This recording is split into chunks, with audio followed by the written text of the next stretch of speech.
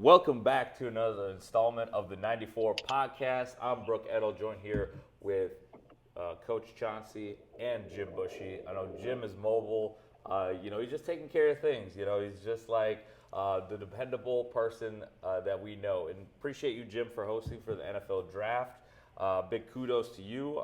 Just making sure that weekend was a success. So much fun to being out there in Green Bay, Wisconsin for the NFL Draft. We have so much to talk about the NFL Draft. 3 days of football.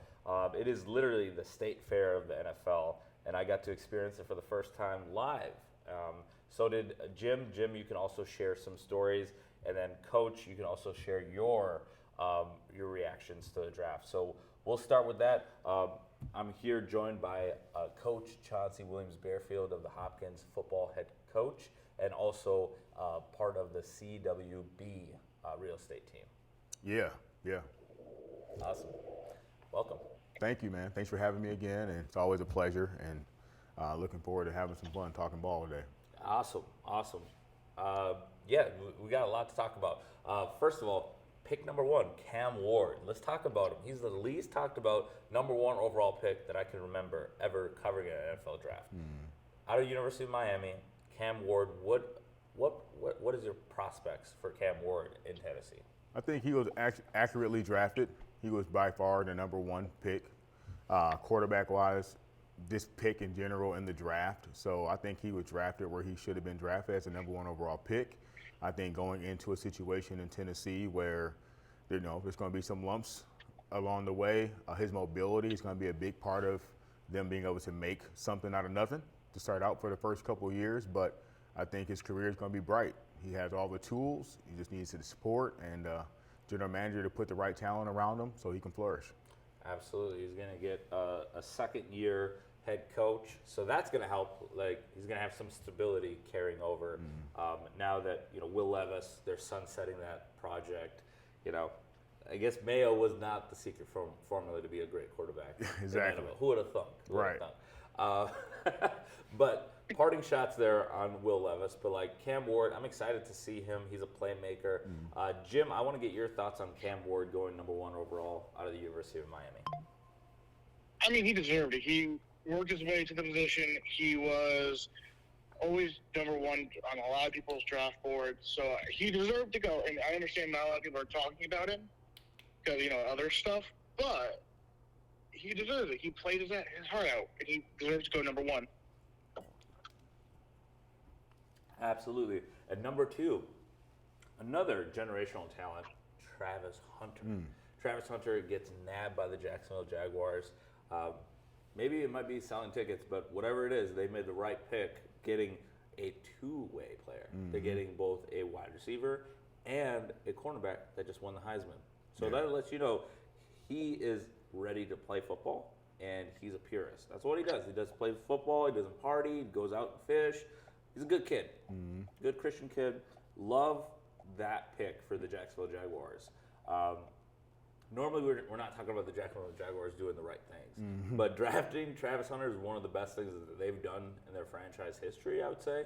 And it's going to be interesting to watch, like, how do you split his snap counts? And then also, he's going to be dealing with both the offense and defense side of the ball. You being a head coach, how would you approach this with the Jaguars? Well, first off, I think it was a win-win-win. So for their franchise to get a superstar talent, that's what you do. Even if you don't per se need a player, if he's the most talented available pick, you pick the player. So I think they got that right. He was there, they made a move to move up one slot, grabbed him, smart move. Number two, as a prospect, as a receiver and corner, they've got two players in one. Now, in the NFL, I don't think he'll be able to play full time on both sides. From what it sounds like, he's going to major in the wide receiver position and then kind of minor in defensive back, which I think is a smart plan because in the NFL, if you can't score, you got no chance. Okay, defensively, one corner is not going to transform your defense. Okay, but if you have a superstar receiver, that's going to help your team a lot more right away, maybe to put some points on the board. So I think that's a smart move. In terms of how I would approach it through the spring and summer, I would just kind of see how it goes. Give them full board and go on both sides of the ball. Hey, let's see what happens.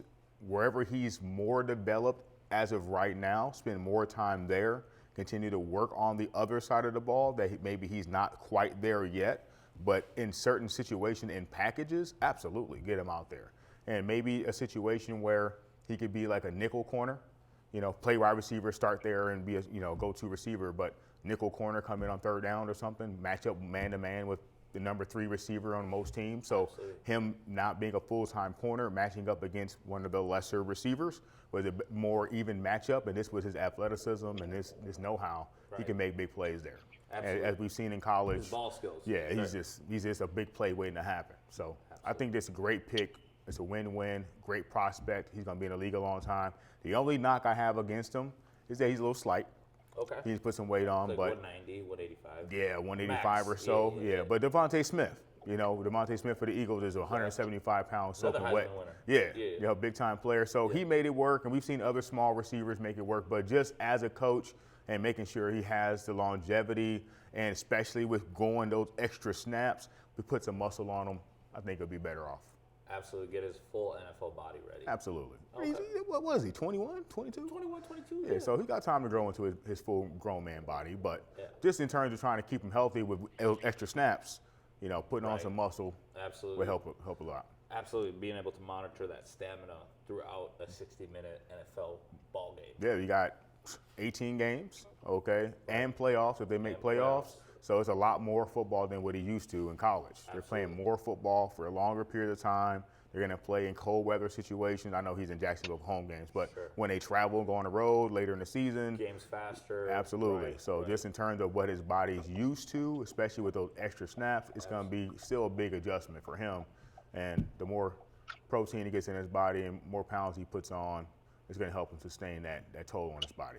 Absolutely. Buckle the F up with the Travis Hunter experience. Yeah. That's what yeah. I would say. I'm excited. Yeah, I'm excited too. All right, that moves us to Jim. What's your thoughts on Travis Hunter before we get to pick 3 here? That was a great pickup by Jacksonville. I think they really needed not only help in the receiving end, but they also need help on the back end too. I kind of have to agree with Coach here. Superstar wide receiver can help change the offense, but I think a lot help on the defense too. I mean, all know the saying, defense wins championships. I mean, yeah, one corner isn't going to do it, but one receiver isn't going to do it either. So hopefully he can help out both sides of the ball. And if I was a coach, I would have, I would split this through the summer, see how he develops, like Coach said. But I would try to, I think they need a little bit more help on the defensive end where he can help, but definitely learn both the offense and defense because you never know when he can get thrown into any situations. Absolutely. Absolutely. Well said. Okay, so we're kind of rifling through these picks. Brings us to pick number 3, Abdul Carter, Penn State.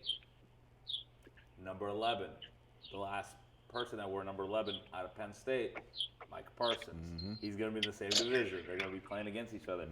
That's going to be a fun rivalry to watch them kind of go against each other. The one thing that I would say about Abdul Carter, he was touted as maybe the number 1 overall pick. They were saying maybe he was the best, like measurables and all that. He wowed a lot of people on the game film. The one thing I want to talk about Abdul Carter, we're talking about numbers. He wanted to wear number 56 for the New York Giants. That's the first thing that he wanted to do as an infant. He literally just got out of the womb. Baby, just brand new baby New York Giants, Doctor hasn't even spanked him yet.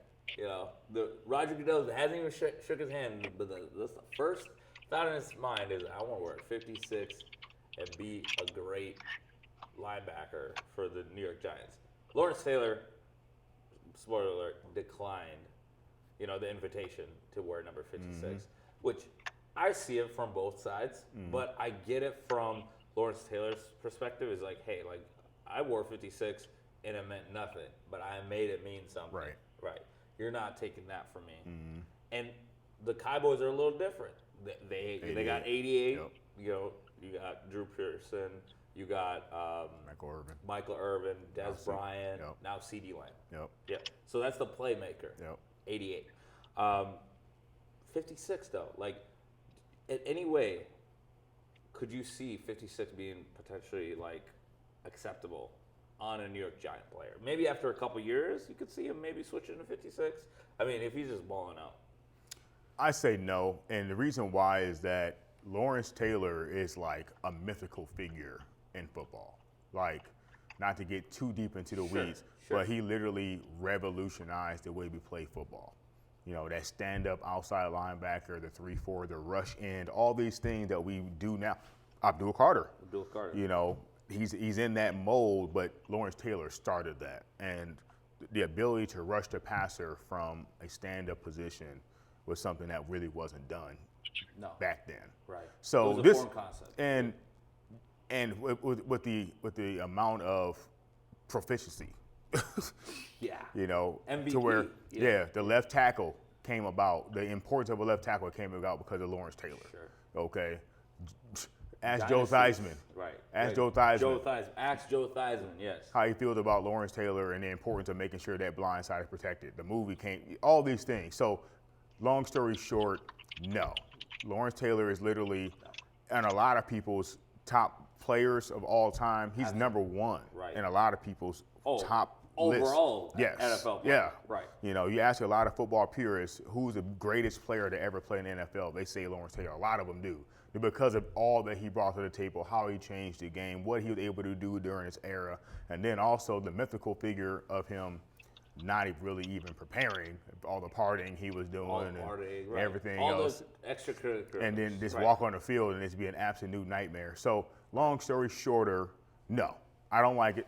I'm glad he said no. Yep. You're glad that he said because he's at that level. Right. It's kind of like number 80 in San Francisco. Right. Like, you're not wearing Jerry Rice's number. I don't care who you are. It's just not going to happen.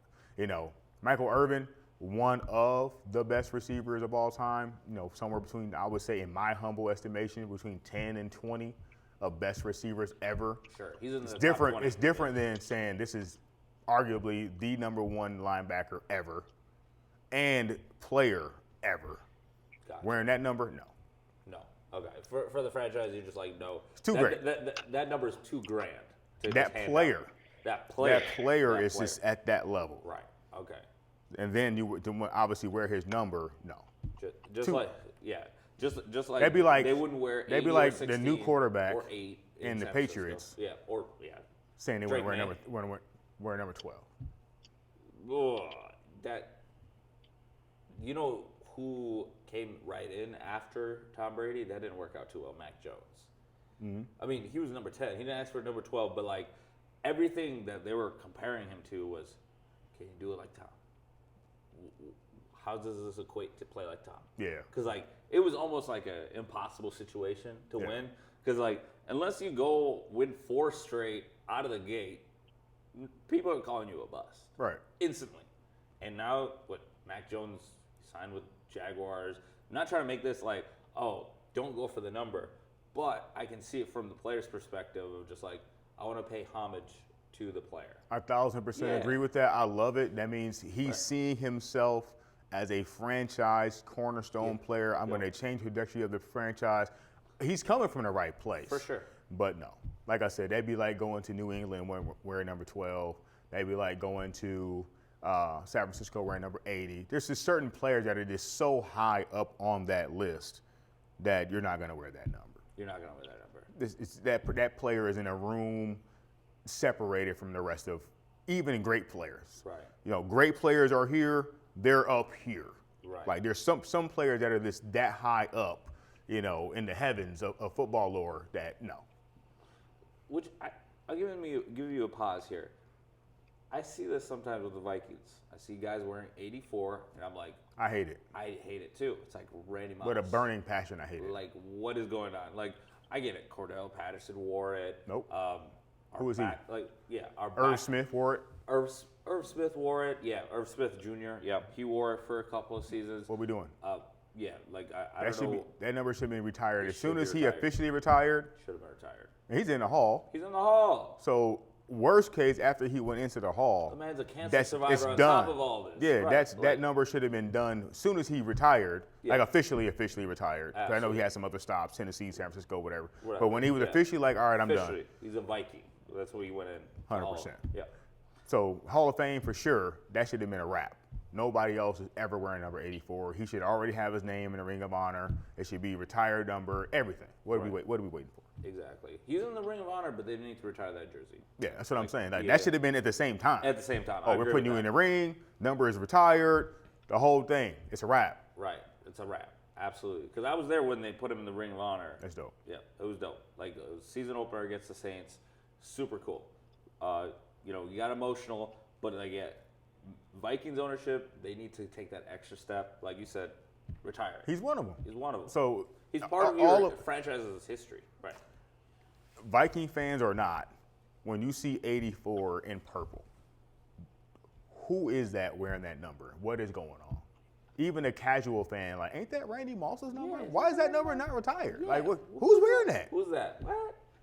Allison? Who's that? So no, Yeah. I'm not down with that. But Abdul Carter, just to talk about him for 2 seconds. Reel it back to Abdul Carter. Yep. Amazing talent. He's probably going to be Micah Parsons. Just, he's a slider-built defensive end, outside linebacker. Sure. He's going to be rushing the passer for the next 10, 12 years at a high level. He's probably going to be, he has all the measurables to be a Hall of Famer. I think he's a rock star pick. Amazing pick, especially in that conference with all those quarterbacks in that conference. Yeah, Jalen Hurts. Jalen Daniels. Jaden Daniels. I mean, say what you want to say about Dak. Yeah, Dak Prescott. He's still putting up 4,500 You need to get yards. to that quarterback. Yeah, you got to rush that passer. So, and like we talked about on the previous pick about Travis Hunter, Travis Hunter, yeah. The best way to build anything, offense or defense, is from the front back. So you're getting a star defensive end to go along with Dexter Lawrence and the other dudes you got up front.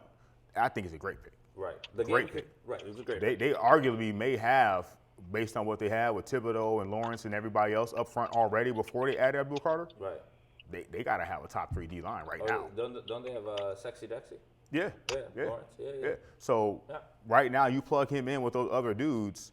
Yeah, that's They may have a solid top line. 3 D line right now, right. and the best way to build, and we've seen it with the old school Giants. They ran those Super Bowls behind the proficiency of their pass rush. Of the pass rush, yeah. They had Justin They Tuck won- and yeah, O.C. Justin Tuck, Umenyiora and Umenyiora. Michael Strahan for the first one. Right, Like Michael Strahan for the first one, right. Yeah, they weren't that great behind it, but Right. they had such a good pass They had rush. Lival Joseph that they added in the second. Okay, the second so time. Yeah. So they D line. definitely- If you got a great D line, that changes the whole game for you defensively. Absolutely.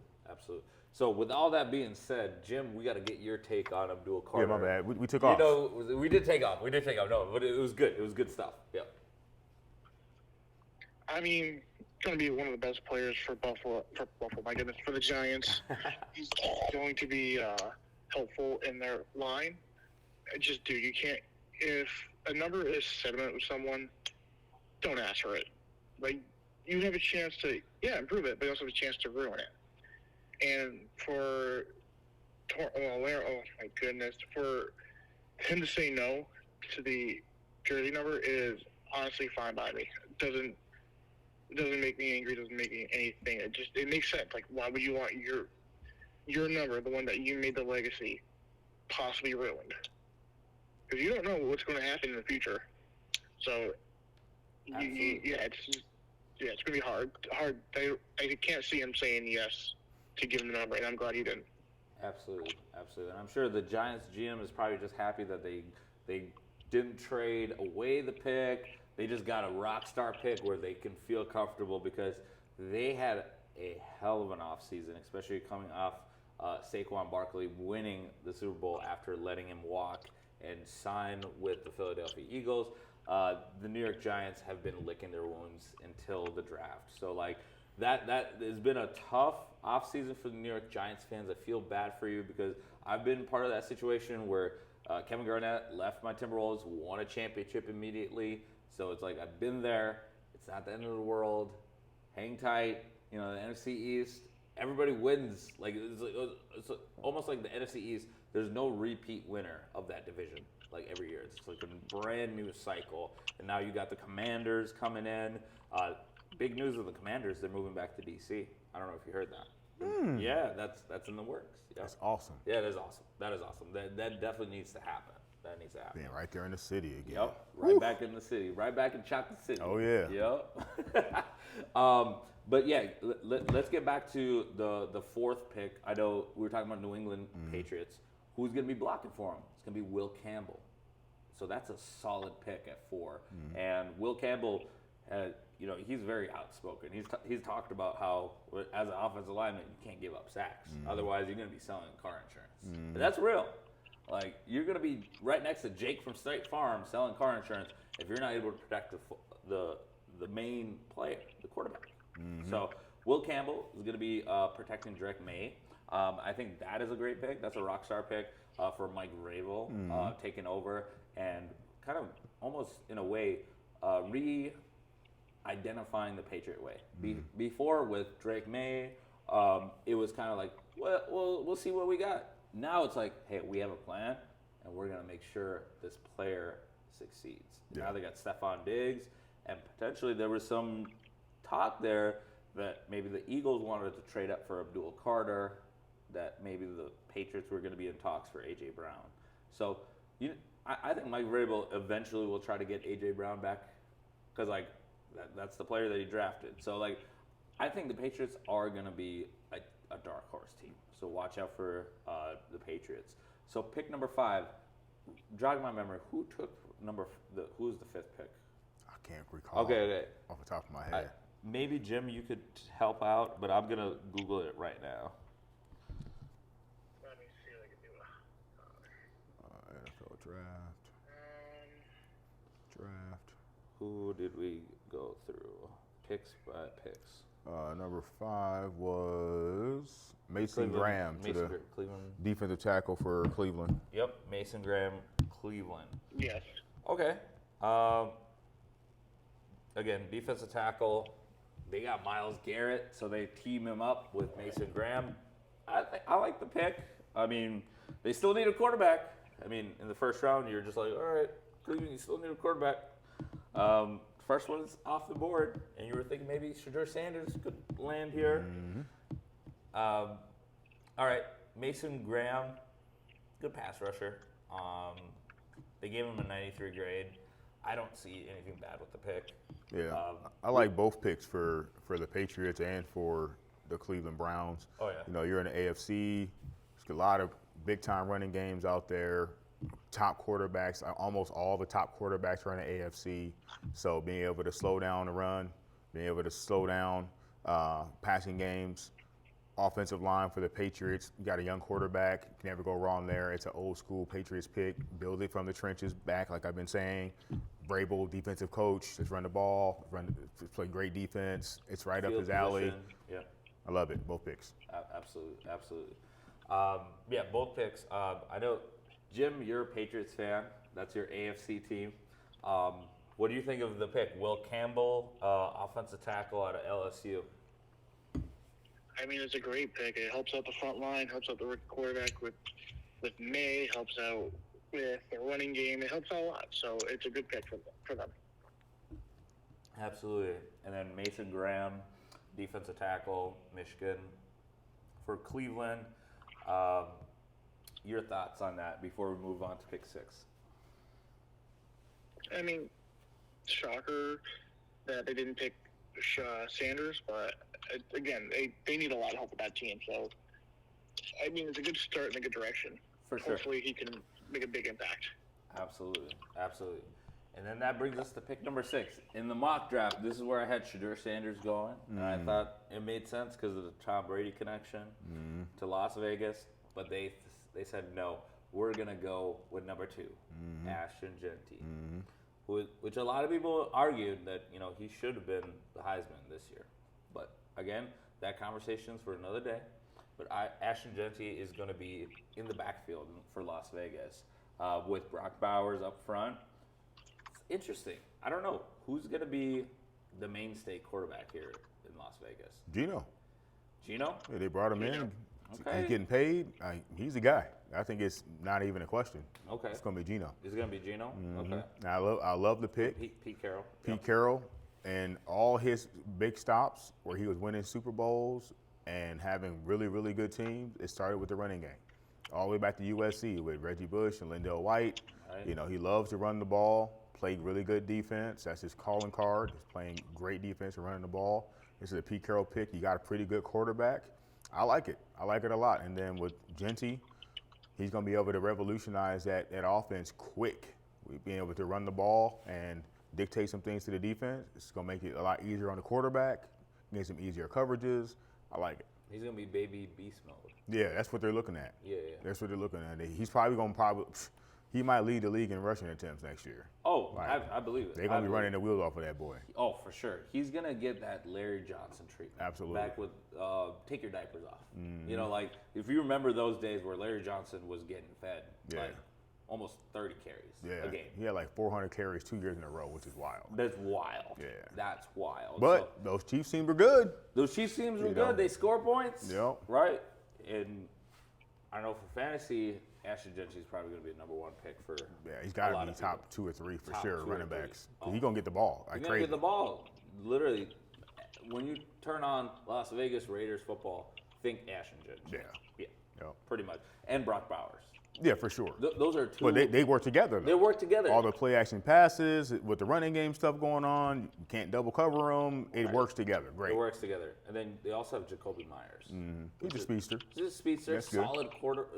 solid wide receiver for a quarterback to use as a security blanket. I mean, obviously they don't have Devontae Adams anymore, but Right. just imagine that combination. If Oh, they I still bet have- Devontae is kicking himself about leaving now. For sure. He's You got a thinking- stud receiver. You got a stud tight end. You got a stud running back. You got Geno, who's a real quarterback. A real quarterback, yeah. Man, if they had him back somehow, that'd been Somehow, great. if they could work out But he's in a good spot though. He went to LA. He went to LA. So, yeah. He's a Ram. Yeah, Rams. Okay, yeah. cool. Yeah, Good he's in a good spot. He's a good spot. You know, obviously he's doing well with all the Taco Bell money too. For You know, sure. Even he's got a Taco Bell inside his I mean, house. he got one in his house. He's one in his house. Chili cheese burritos on deck. Cheetahs don't get chicken though. Exactly. All right, so we'll bring it to you, Jim. Ashton Gentry, your thoughts? 6th overall pick. Great pick. Honestly, great pick.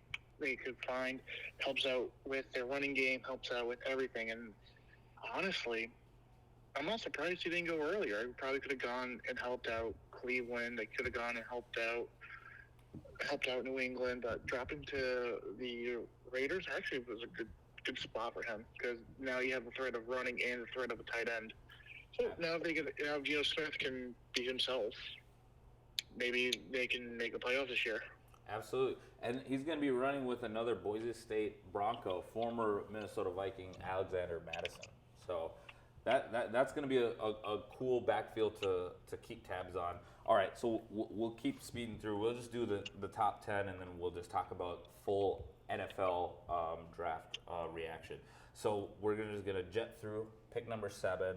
The New York Jets took Armand Mebu out of Missouri, offensive tackle, to protect Justin Fields. What do you guys think about that pick real quick? We don't have to go too in-depth into it, but Just again, young quarterback, building franchise. Hopefully he develops into be a franchise quarterback. Sure. Got to protect him. Yep, Bottom gotta line. protect them. Yep. Aaron Glenn learns this from coming from the Detroit Lions. Yep. And seeing How important that how is. important that was, protecting Jared Goff, and that equals more victories. Right. 100%. 100%. All right, Jim. If you have any other thoughts on that pick, we're moving forward. You have any thoughts on that? It was a great pick. Great pick. Okay, awesome. Love to hear it. So pick number 8, Carolina Panthers. They select Tatoria McMillan, otherwise known as T-Mac, out of Arizona. Big target, 6'5", 220, runs like a deer. I think that's a great pick for Bryce Young. I think they got Coker, they got Leggett. They also have Adam Thielen. Yep. OG. OG, you know, it's crazy. You got some good running backs. Yep. Good young running backs. Too. Yeah, you got Jonathan Brooks, Miles Sanders. Yeah, the Carolina Panthers, I think they're another dark horse. I think they might be in a wild card situation, possibly, in that NFC South. It's wide open. It's wide open. Yeah, I would love to see it. I was very critical of Bryce Young. I felt like he was not very good coming out, but he showed some promise last year. And Absolutely. for a smaller quarterback, he's 5'9", 5'10", whatever, and someone who's kind of got confidence issues, a big old receiver is his best friend. Right. So tight end and a big receiver, great fit, great pick. Gives him some confidence, that range of motion. Excuse me, that catch radius is what I'm trying to say. The Catch radius. So even if I don't throw a perfect pass, if it's not right on time, a big body receiver can go up and get it, help a brother out. Great move. Great move, absolutely. I agree with that. And shout out to Rod Wave, making sure that Bryce Young didn't go off on the, off the edge, because it was getting very dark very quickly. Yes. Bryce Young, like week 1, looked awful. Yeah. But he looked like a completely different quarterback in week 18. Yeah. Where I'm glad to see that. You want to see kids develop and be able to maximize their potential. And it looked dark, and I was one of the people that wrote him off, to be honest. So I was glad to see him rebound and come through that adversity a better player. Yeah, and he's a Nick Saban kid, so you expect him to fight through it and make sure that he's able to stay on that field. All right, so that moves us to pick number 9, the New Orleans Saints. They select a offensive tackle, Calvin Banks Jr., to go ahead and protect their quarterback. Is it Spencer Rattler? Who's the quarterback in New Orleans?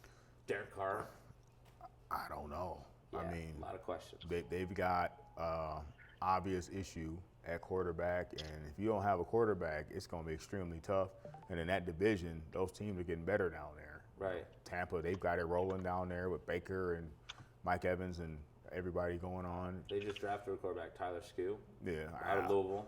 Yeah. that's a trigger. That's a trigger. That's a trigger, right? I mean, we can get We're going to save it for Shadur Sanders. We can save it for Shadur Sanders. But yes. long story short, Yes. they're in a bad situation quarterback-wise, which is going to create a bad situation for the franchise. Absolutely. If you don't have a solid quarterback at least, you ain't got no chance. Absolutely. So Derek Carr, if it was me, I would go with Derek Carr because he's a better. Yeah. and What is Mickey Loomis thinking, like at quarterback? I mean, I'll be happy to come down and consult. Okay.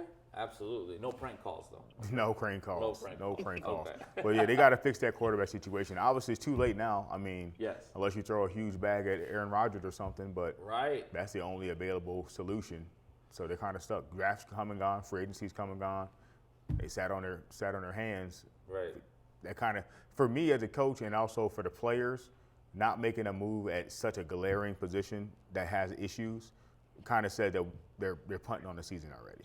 Absolutely. It doesn't give me any motivation or any kind of confidence that we're going into the season really trying to win. For sure. And I feel like the Saints are kind of like, I don't know. Everybody's been in relationships, but like I feel like the Saints haven't moved on from Sean Payton, and they kind of got like a little rumor that that Sean Payton really likes this Louisville quarterback. Like maybe if we draft him, maybe we could kind of creak that door open, and then maybe Sean Payton wants to come back or make a reunion, come back to New Orleans.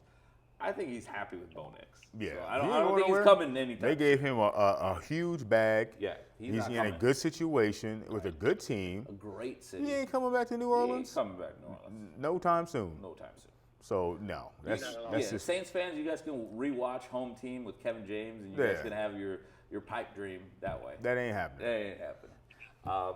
Okay, so that'll move us to pick number 10.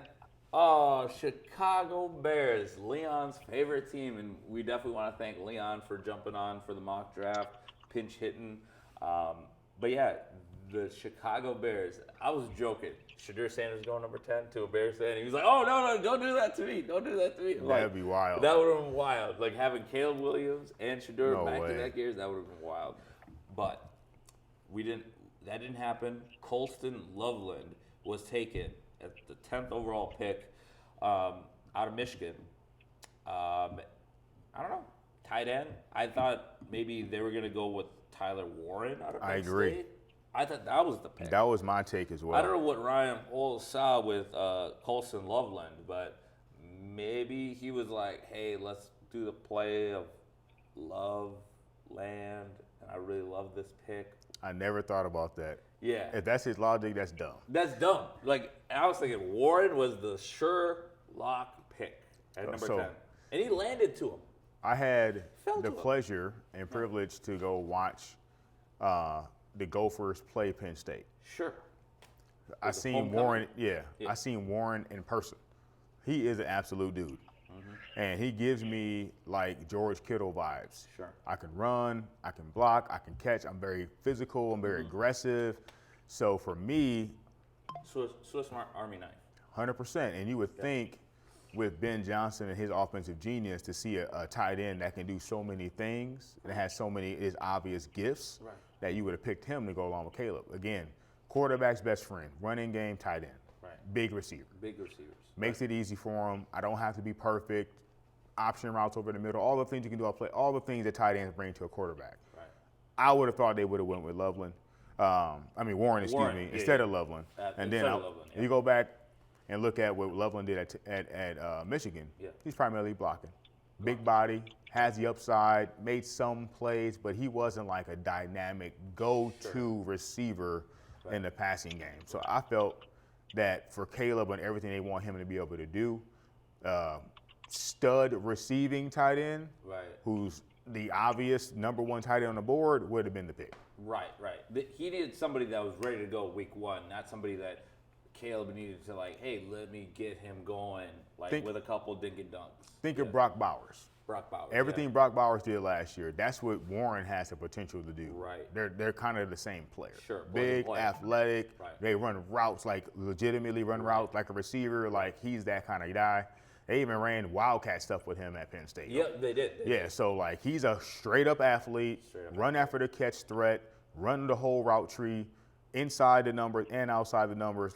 This is a kid that you can build an offense around. Right. That you can just plug into an offense that already has 2 or 3 legitimate receivers in Chicago to go with a young quarterback. I just thought, I'm like, you got DJ Moore. Yeah. You plug him in the middle of that, you got those 3 options for receiving. And you got Swift, too, as a running back. And you got a pretty good running game already. Swift, yeah. And Caleb himself is mobile. So you still have to you got to worry about him sneaking. Yep. So I would have thought just with how that would affect the defense that they would have went with that pick. We'll see. Again, it's all speculation. Who am I? Right. You're a little old coach in Minnesota. Hey, but you still have an opinion? We want to hear it. What's your thoughts, Jim, before we go over to Coach and talk about his Niners before we talk about Vikings? Gonna make me cry. Coach really hit it there. It was just a perfect pick. And, for the Saints, it's going to be tough. I don't know who they're going to start as QB. I don't know what's going on there. So it's probably going to be another struggle year for them. But anything can happen, so who knows? Absolutely. And then, with the Bears, we wish them luck against the Packers. I know you're in the heart of Green Bay cheese country. And we'll talk about the Packers here, too, because they were the host of the NFL draft at Lambeau Field. And Mark Murphy did a great job with the first-round pick. But before we get to the Packers and the division rivals, the Detroit Lions, let's talk about the San Francisco 49ers. I want to hear pick 11, Mykel Williams, Georgia, edge rusher. What does he bring to your team? I love it. I love the pick, and it gets back to our roots. When we were really at our peak and our apex, we had an amazing pass rush where we can rush 4, didn't have to blitz. We played a lot of zone coverage behind it, which let Fred Warner and Drake Greenlaw, all those guys run around, make plays. I think it gets back to our roots. I think that he's the number 2 edge rusher on the board. Great pick, great measurables.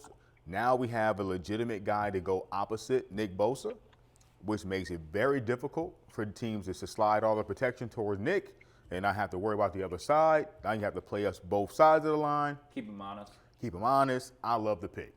That's a great pick. I'm a happy 49er fan. Absolutely.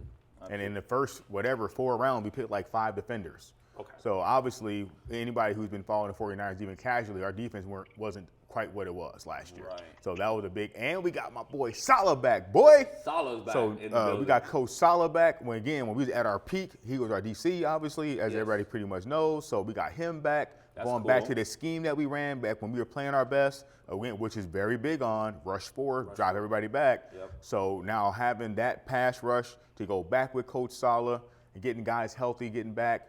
The defenders that we picked, a lot of them are athletic, kind of run around, hit stuff kind of guys. That's the kind of defense that we played. That's what Saleh likes to do on defense. I love it. Yep. Greenlaw's gone. Oh, yeah, Greenlaw's gone. Yep, and he got hurt. He tore a quad or something. Oh, he did. Yeah, so he hasn't been able to stay healthy, unfortunately. So now Greenlaw's gone. Now it's selfishly, selfishly as a businessman, you're happy. Yeah. Because we got him off our books. Sure. Didn't have to pay him the big bag, and then he got hurt on somebody else's, dollar. Right. Now we don't want to see nobody get We don't hurt. wanna see Don't anybody don't get hear hurt, me the wrong but way. that's the business But man. imagine Yeah, if we re-signed him Right. to a big bag and then he gets hurt in the offseason, so he's not available again. He's been Yikes. hurt for like the last 2 or 3 years. Yeah. So that was a great move by us to let him go get some younger dudes that fits our scheme, Right. develop them a little bit, which we've been doing a great job of. We've been developing Pro Bowler after Pro Bowler in our system. Unfortunately, it come down, we have to pay them, telling them Hufanga and other guys we had to let go because they were due for big paydays and we couldn't afford it. Right. But I'm happy. So we filled a lot of holes on defense. I think our first 4 or 5 picks were all defenders. Okay. I'm cool with it. We got enough guys on offense. John Lynch knows what he's doing. Yeah. And Shanahan too. So Shanahan with his play calling, the system, and getting guys healthy back next year, offensively we're in a good spot. We need to get the defense back to playing top-level football as it had been the last 4 or 5 years. When we went to the Super Bowl 2 times in the last 4 years, and whatever it was, 4 consecutive NFC Championship games. Absolutely. So for us to get back to that level, the defense got to take that big step forward, which these picks help us do. Right. You can talk about that defense. You can talk about all that. But the Niners, they stop and start with Christian McCaffrey. Yeah. So And if he's not healthy and you have to rely heavily on Isaac Guerrero, I think it's going to be a long season. But Sorry to break it to you. But So- Isaac Guerrero is a hell of a pick from Rutgers last year, and I'm still kicking myself today because I dropped him during a dynasty draft. I literally was like 2 weeks before the playoffs. I was like, oh, I need to go pick up a running back. Who did I drop? Isaac Guerrero. Yep. And I know he's going to be a stud. He's going to be a stud for y'all. the thing that you have to remember is the Shanahan system, going all the way back to Big Daddy Shanahan, all the way back with the Denver Broncos. Right. That system is going to produce running back numbers. So it really don't matter who's playing. Now, again, you put a great player in there, you know, Clinton Portis, Terrell Davis, Christian McCaffrey. All-timers, You know, you put those McCaffrey, types Terrell of talent in Davis, there, it's going to be exponentially more. Clint Portis. That's what I'm saying. Clinton Yeah. Portis back in the day, Terrell Davis, McCaffrey, and so on and so forth. Those top-level elite talents, it's going to be extraordinarily more. But even with no-name guys, I mean, Raheem Mostert. I mean, Raheem Mostert. Because I mean, Devontae Freeman, they made it to the Super Bowl. Atlanta. Yep. So, yeah, the system is going to dictate a certain level of production from the running backs, really, regardless of who they are. Because they draft them based on their attributes that fits the system, and the system does the system. So we're going to be good there. But I 1,000% agree, to be at the elite level that we want to be at offensively and get back to potentially getting into the Super Bowl again, we need McCaffrey to be McCaffrey. Absolutely. 100%. Absolutely. And they re-signed my boy George Kittle. George Kittle did get extended. Thrilled Yes, he about did. that. Yeah. Thrilled about that. 4 years? Yeah, 4 years, like $53 million or some crap guaranteed. Oh, he Love deserves it. He Love deserves it. it. Yeah. 100%. It's a great. He is the epitome of Great extension. what a 49er is. That's Through and through. through and through. Producers, obviously. It went crazy last year, even with Brock having not the great year, our team not having a good year, winning 6 games or whatever we won. But he still went crazy, had over 1,000 yards receiving. Right. And again, with a limited amount of targets. That's the one thing I always say. Kelsey and the other tight ends, they're getting a billion targets. They need volume. They're getting a billion targets. You look at what Kittle does Kelsey with kinda fell off limited last targets. year, a little bit. A little bit. He's showing his age a little Age bit. a little bit, yeah. You know, but also not having a legitimate receiving threat Sure. makes it difficult. It Now does. teams can just key in and double team them and all the stuff they can Right. do. So back when he had Tyreek, back when Hollywood Brown and those guys were really producing at a high level, you had to respect their speed where you couldn't just double team and triple team Kelsey.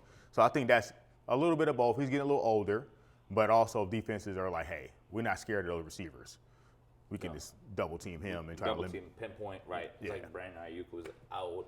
Like, Exactly. you had Ricky Pearsall recovering from a gunshot wound. Right. Like, But he showed some promise last did year. show Towards some the end of the year, he was making some plays. He was making some plays. That's why I'm like, offensively, Jawan Williams?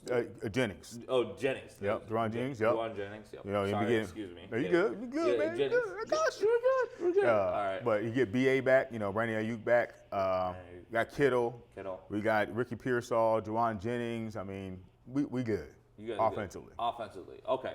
Because I did get to see your Niners, the lone game that I was at US Bank Stadium last year. And I know you were there too with your son. So, like, I feel bad bringing this up. But, like, that was one of the most electrical, like, moments where I feel like there's going to be a lot of electricity this year, especially with the Vikings bringing in J.J. McCarthy. But before we transition to the Vikings, I want to get Jim's take on the George Kittle extension. What do you think of George Kittle getting that extension, getting that money? I mean, he deserves it. The way he plays, he's one of the best tight ends in the league. He deserves it. And to keep him in San Francisco for 4 more years will help Brock Purdy a lot as the team goes through what essentially could be a rebuild, I believe. Like, they've lost a lot of key players last year. They didn't.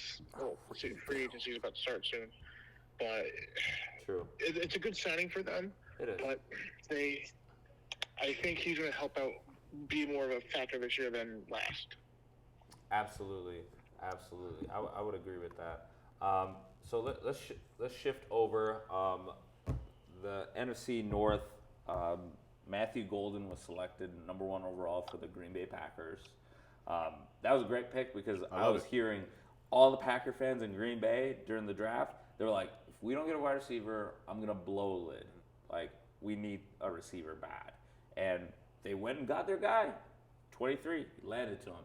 Matthew Golden. I thought he was going to go maybe like top 10, top 15 maybe. But he ends up in Green Bay. Jordan Love gets another weapon. That's going to be interesting to watch. Vikings, they get Donovan Jackson, guard out of Ohio State, just coming off the national championship. A big reason why they won the national championship, I would believe, because of their running game. And he's coming in, switching to guard from tackle. So realize how versatile he is already.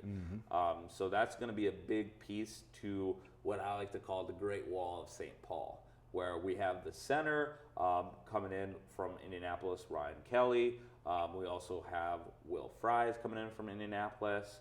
And then we have Brian O'Neill and Christian Darrisaw, otherwise known as CD, coming back from his injury, season-ending injury, out in LA.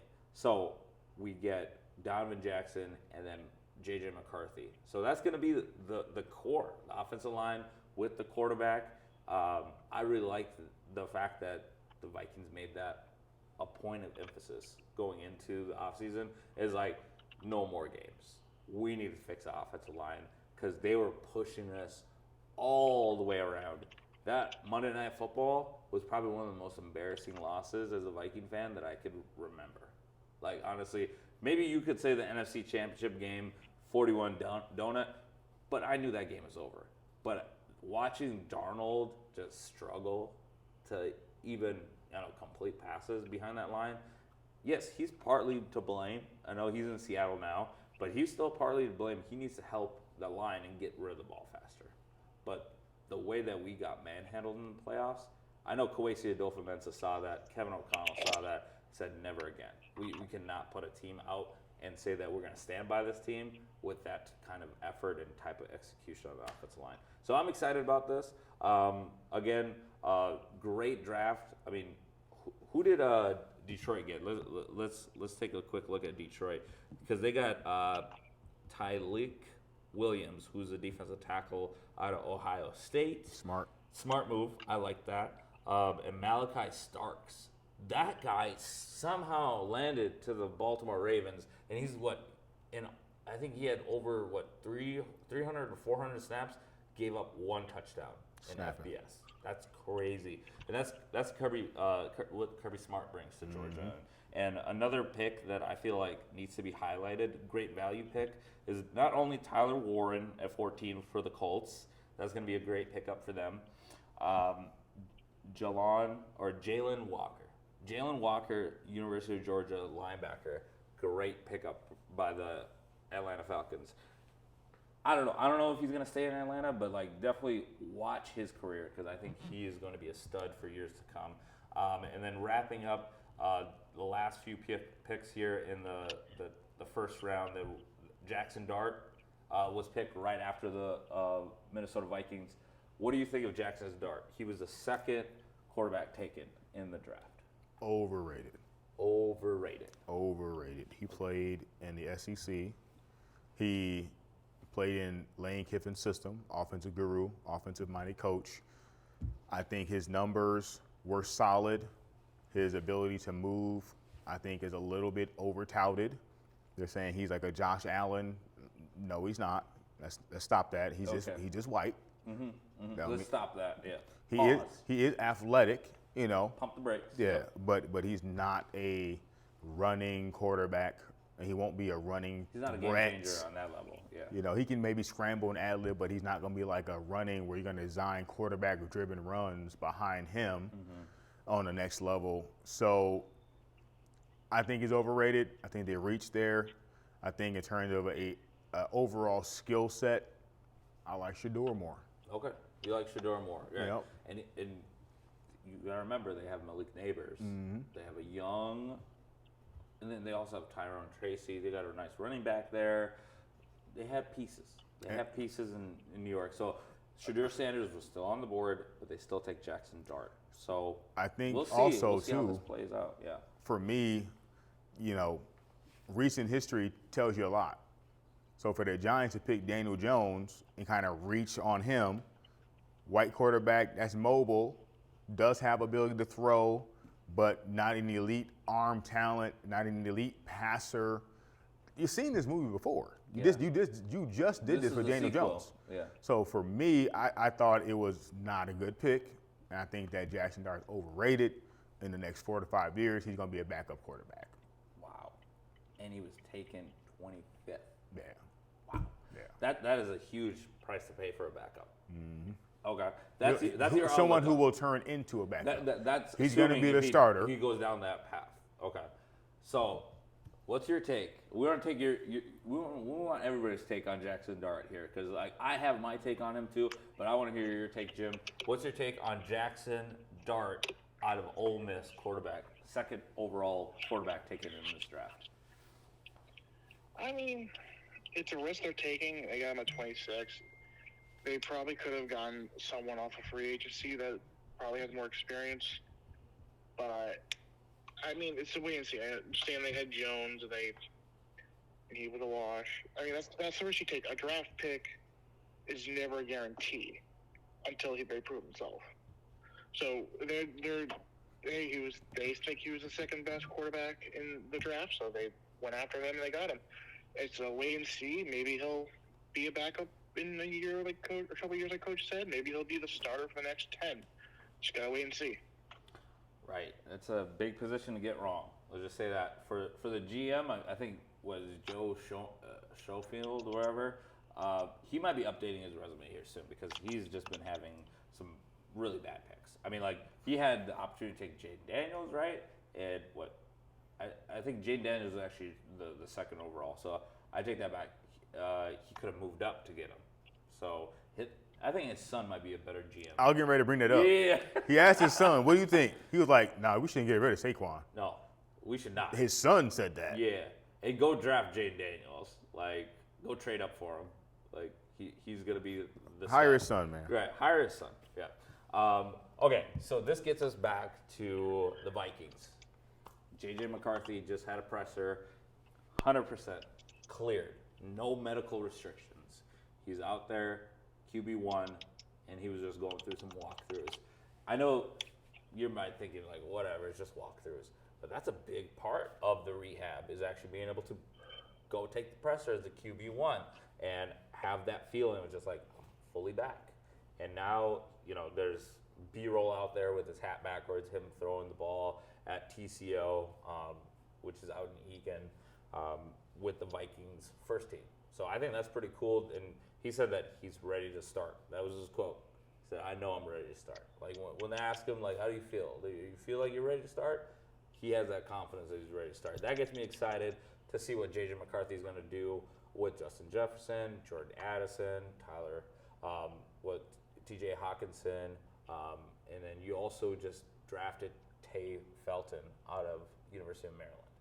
And that's basically, I believe, the closest thing that we've had to a Stephon Diggs, where someone is just going to be able to go get the ball and run after. But Justin Jefferson could do that on a different level, but I feel like he's just going to be more of that grit and grind. You just get the ball in his hand. He's going to be a gadget player. Mm-hmm. Yep. And Jordan Addison, nice first 2 years, but I feel like this puts the right amount of pressure on him to be like, oh, you really number two? Let's see it again. I mean, he does own the Green Bay Packers, and every time I bring him up to his name is like Mufasa. Packer fans like, ooh. Oh, yeah? Ooh. Like, they don't want to hear Jordan Addison. Ooh. They get scared because every time he's in Lambeau, it's 2 scores. The discount double check on that. You know, there's 2 scores every time Jordan Addison plays in Lambeau. So try this next time you sit around. Jordan Addison. Ooh. That's Jordan hilarious. Addison. Yeah. I love it. But I don't know. Like, with all this being said, the Vikings still got to prove it. Again, J.J. McCarthy. Jim, you brought up a good point. There's no guarantee with these drafts. I mean, Shadur Sanders, yes, he got picked day 3. He got humbled. Pick number 5th round, pick 144. I think he's going to blow up. And I feel like in that quarterback room, you got Joe Flacco, you got Deshaun Watson, who's out for God knows how much amount of time. So that's been a train wreck for Cleveland. So they're digging themselves out of that hole. They drafted Dylan Gabriel. They also they got Shadur Sanders, and who's their 5th guy? There's a 5th guy that's in there. But anyway, it's literally Shadur Sanders. 4 is basically. I believe it's a 4 quarterback. Kenny race. Pickett's the other. Oh yeah, Kenny Pickett. Yeah, Super Bowl winning Kenny Pickett. No. He won as a backup. That's still on his resume. I mean, you Yeah. get a ring. You get a ring. You get that on your resume. Yes. But his role was hold the clipboard and make sure Jalen Hurts is water bottles full. Water bottle is full. Right. Exactly. Right. And make sure his spot's not taken on the bench. Right. But that brings me to the next point here. Shadur Sanders, week 1, does he get the opportunity to start in this quarterback room? I like to back up if it's okay to JJ Actually, McCarthy. We can trace back to JJ. I'll be quick. Yeah, that's fine. How you doing? My perspective on JJ is when he was at Michigan, Sure. he wasn't asked to throw the ball a lot. They had a juggernaut offensive line, powerful running game. They literally ran the ball all the way to the national championship. Absolutely. He was not a drop back. Let's see We're counting on you to win the game. Offense is built around you type of a quarterback. So now to transition into the NFL and be a top level pick and projected starter this year, I don't love it. And I am not a big believer in J.J. McCarthy for those reasons. Okay. My personal feeling is he's a rookie quarterback because he basically got redshirted his first year. Last night? Absolutely. He They is coming off a lost knee 3-1. injury. So say all the right things, have the right attitude, have a cool hat on backwards and sunglasses, getting out there in your first NFL season Yes. with defensive linemen from the NFL chasing you down, and with high expectations because you're on a loaded team. I don't like it. You don't like it. My personal take on it is they should have signed Aaron Rodgers or should still go sign Aaron Rodgers. So, They because- traded for Sam Howell day 3. Who that? He is a backup. That's all I'm saying. He's just a backup. Who Who did they cares? play again? He ain't nobody. The Vikings are in win now Super Bowl roster. I agree. Like you said, if they don't have an all-time offensive line meltdown in the playoff last year, you could argue they should have been in the Super Bowl. That's how good. That's how That's good how they were. built this roster is, and now this defense roster is was on even that better. Even better. The They've actually Cardinals improved the lost to roster, South Bend, and they're putting 8-4. all the expectations on the rookie quarterback, second year, but rookie quarterback. Yeah, they just drafted Kobe King, linebacker out of Penn State. I feel very strongly, and I know this from being a 49er fan. Sure. Your window's only open for so long. For sure. So I'll to let them say, oh, if we don't win it this year, it's cool, even though we have this win now roster and a quarterback on a rookie contract, Right. we're prime and ready to make a big step and or win a Super Bowl. We're good Bye-bye. with letting JJ figure it Right. out for the next couple of years. I think it's a tragic mistake. Okay. It's a tragic mistake to start JJ this year. Yeah. Hold on. And not bring in Aaron Rodgers to take this roster as far as it can go. That's where I disagree. I feel Prove me wrong. okay. I feel, I'm here for it. All right. Well, I feel that Aaron Rodgers wouldn't be good for the locker room, and I feel like Kevin O'Connell could handle an Aaron Rodgers, but I feel for the overall locker room sake, I feel like he's not the guy that you want to bring into your team and win games. Because what Aaron Rodgers has done in the last, are we here last few years to get along and be best friends or win? He hasn't won games. He's in the Jets in an absolute dumpster fire. Know, but like, again, he had 4,000 yards passing, right? 28 touchdowns and 14 picks in an absolute dumpster fire for the New York Jets. He was part of that dumpster fire, though. Yes. Yes. But he made the bed. You got to sleep in it, too. You can't just point at it and be like, oh, that's a dumpster fire. I had nothing to do with that. He had something to do with it. Yes. But we're talking about him as a quarterback, plugging him into a team and an offense that's loaded with talent, 3 times as much talent as he had with the Jets, plugging him into that system with a real coach, because they didn't have no offensive coach in New York. No, he was his own coach. Yeah. Freaking, what was his name? Nat Hackett?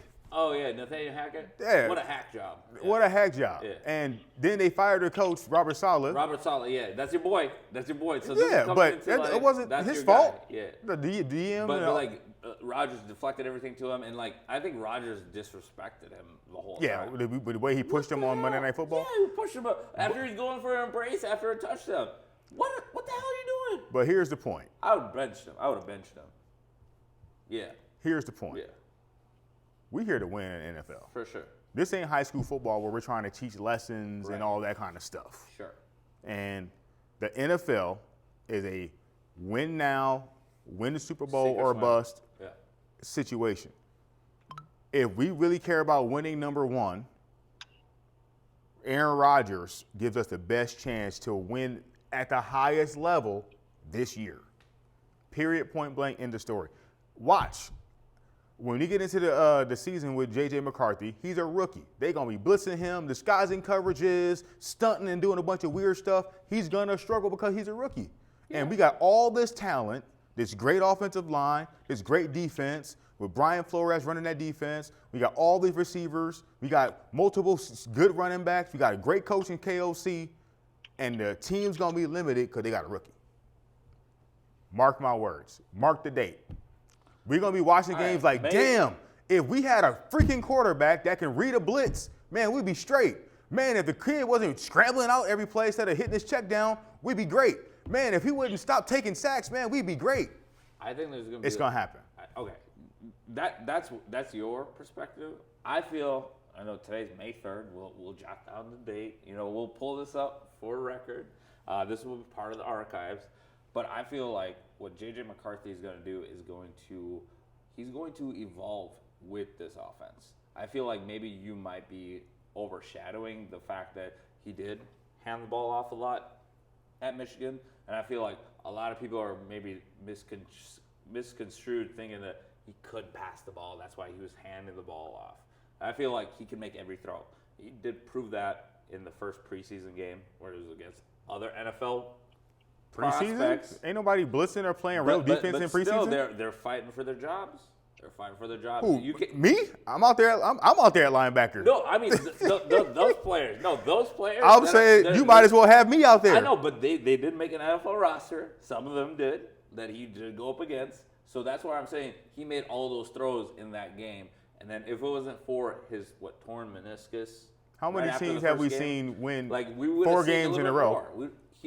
Technically, this is his first season. He's not a rookie anymore.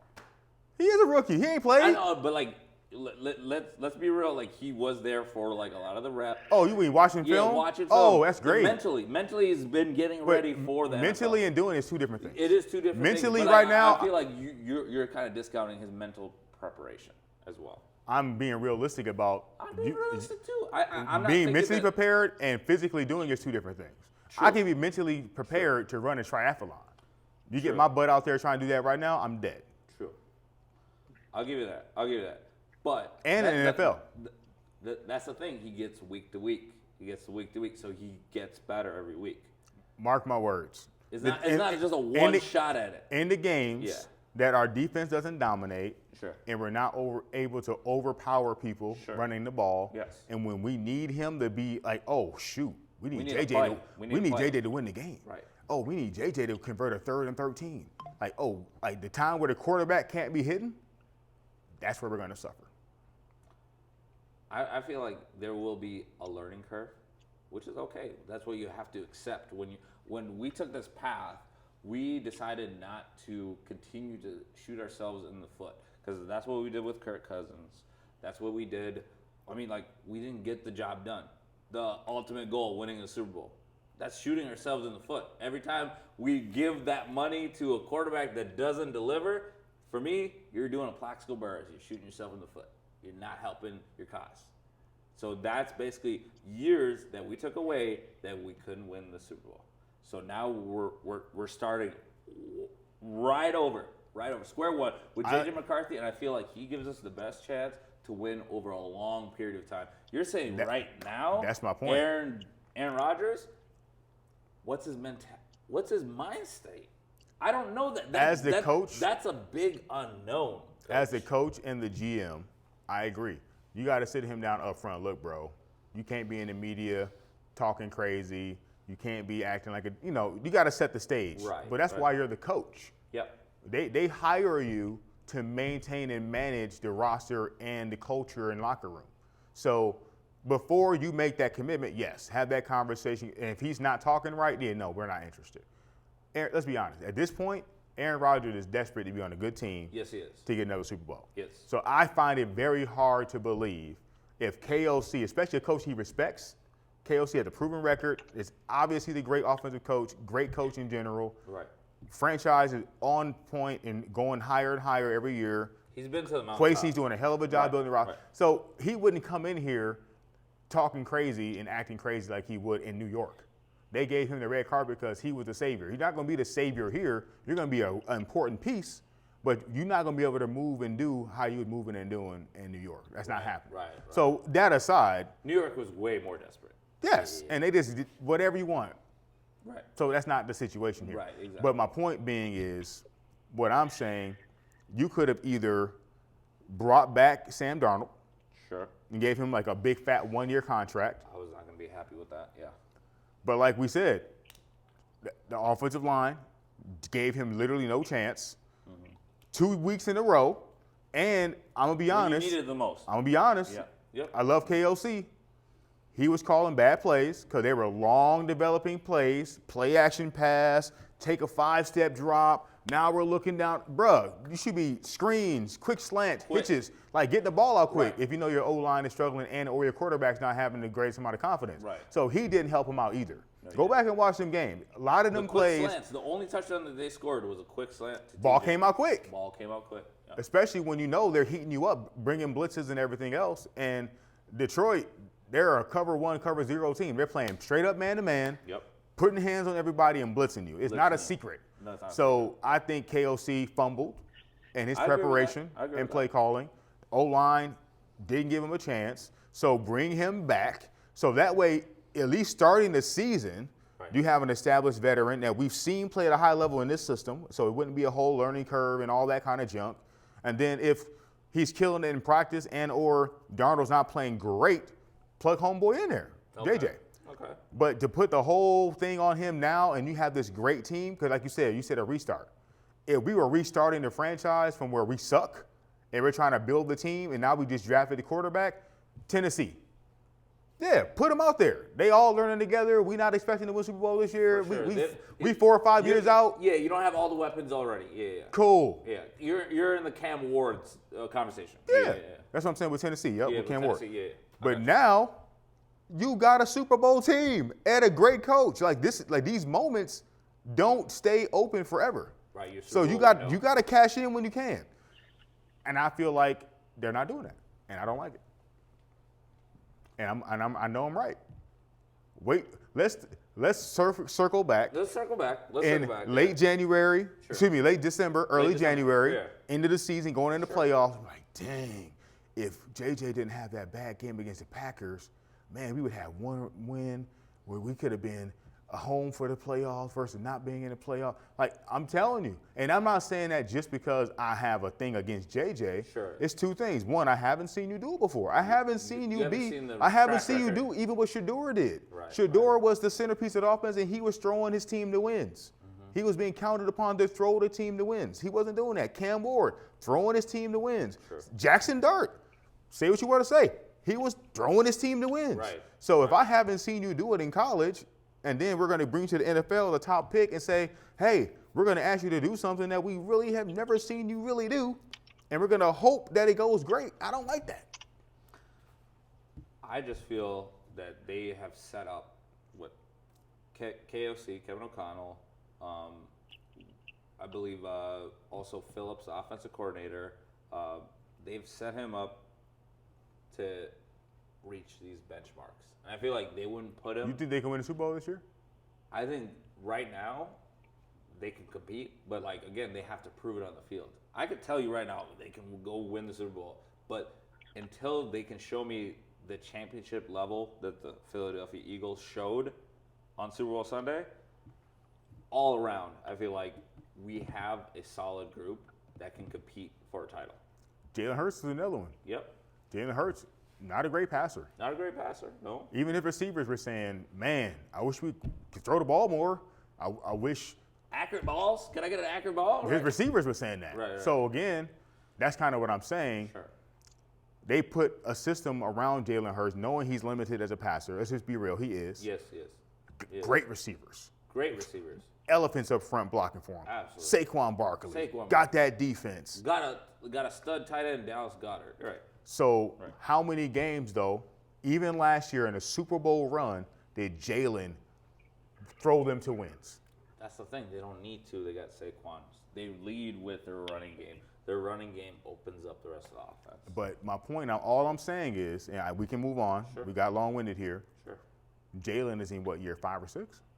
Yeah, 5 or 6. Yeah, that sounds about And right. he's He was still, like 20. and he's still 20, not 21. quite there No. as a passer. No, he's not quite right? there. No. So everything around him had to be perfect Sure. in order for them to Howie Roseman break through and get the Super recognized Bowl. that. Yep. right? Right. So with JJ, we're pretty much asking him to do the same thing. Kind of game manage, don't lose the game, do a little something, learn, grow, expand. Right. Be mobile. Be mobile. Yeah, make a play here or there. Make a play here or there. Right. We're not asking him to like invent a new play for him like the tush push. We're not asking that. Yeah. It took Jalen 5-6 years. Sure. And even when they went to the Super Bowl a few years back and they lost to Patrick Mahomes and them, Right. he had an amazing Super Bowl. Yes. But everybody said, where'd this come from? We've never seen this. He had the game of his life in the Super Bowl, which is great. Yeah. But from that moment, since then, he has never recaptured that kind of magic. So I'm just kind of saying, like, in this league, unless everything is perfect and you get just enough from the quarterback, going to the Super Bowl and winning it is the goal. It is. You play to win the game. Play to win the game. So you want to put yourself in a situation, especially when you have the team, to maximize that. Exactly. And I agree with that. Like, but with the right player, and Aaron Rodgers is not the guy for me. I understand from a personality standpoint, but let me ask you this question. Sure. Let's go super hypothetical. Absolutely. 10 years from now, if they brought in Aaron Rodgers and they won the Super Bowl, are we going to talk about Aaron Rodgers being a butthead and a culture killer?